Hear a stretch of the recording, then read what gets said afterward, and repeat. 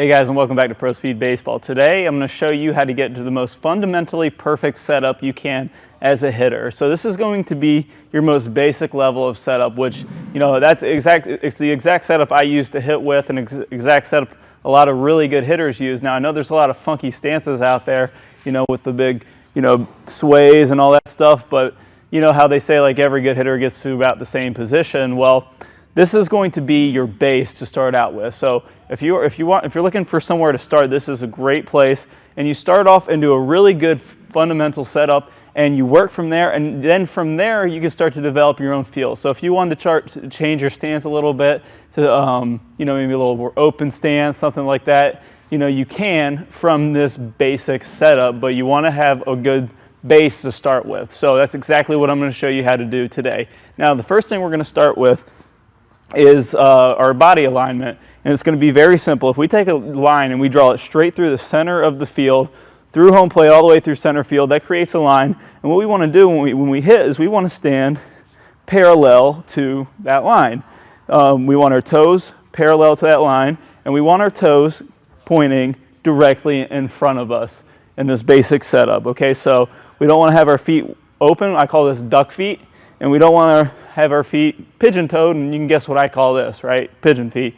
So feet straight in front of us, parallel to the center line, and we want our hips and our shoulders parallel to that line as well. So if we weren't holding the bat at all, our feet would be straight in front of us, feet, hips, and shoulders all parallel to this line. Okay? Now from there, we got to worry about stance width. Okay, now there's a couple of different parameters that you can do with stance width, because some guys like to stand a little straighter and some guys like to spread out a little bit more, but how much is the right amount?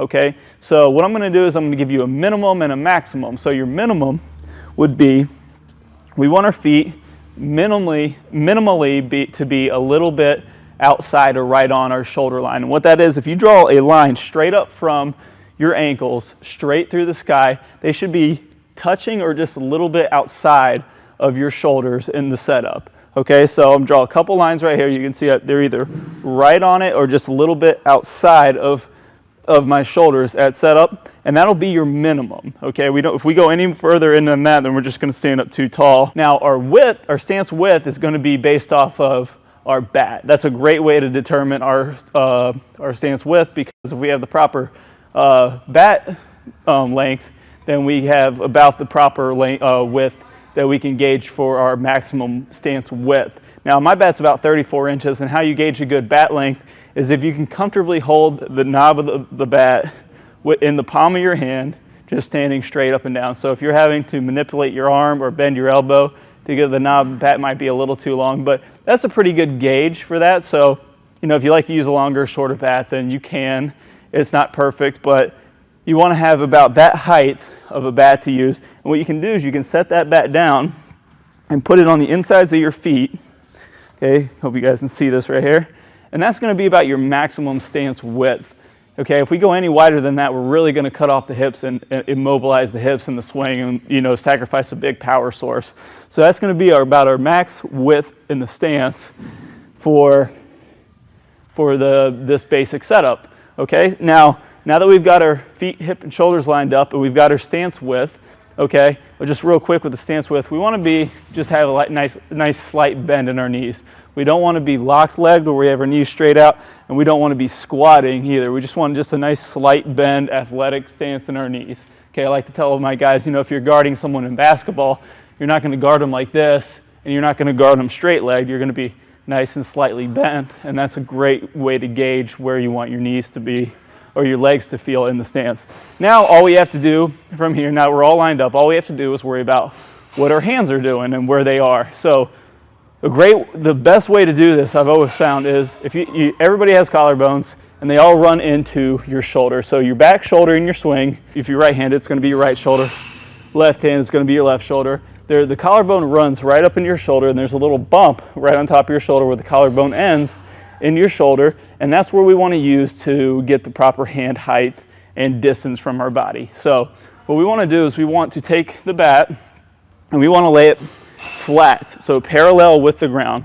So right here, and we want to lay that bat right on top of that collarbone, and we want to point it directly behind us, so we don't want it pointing this way or this way. We want it pointing straight in front and behind us, laying right on that collarbone, okay? And we want our hands to be about a baseball and a half, anywhere from a baseball to maximum 2 baseballs away from our body, okay? And then from there, the only thing we have left to do is just lift our hands straight up, and that's it, okay? Now, things you want to make sure you're not doing there is you don't want to take your hands and push them away from your body when you lift them up, or drop them down here and lift them up. We're just simply taking our hands, leaving our left hand exactly where it is, and raising the bat. So that's a good gauge right there. Your left hand doesn't move, and the right hand lifts the bat up off of the shoulder. And now, if you do all these things, we'll do it all right here real quick, okay? Feet, hips, shoulders all lined up with this parallel line, okay? We got a good stance width with a nice slight bend in our knees. We'll lay the bat down parallel on that collarbone, and we lift straight up without moving that left hand, and now we're in a great setup to hit the ball.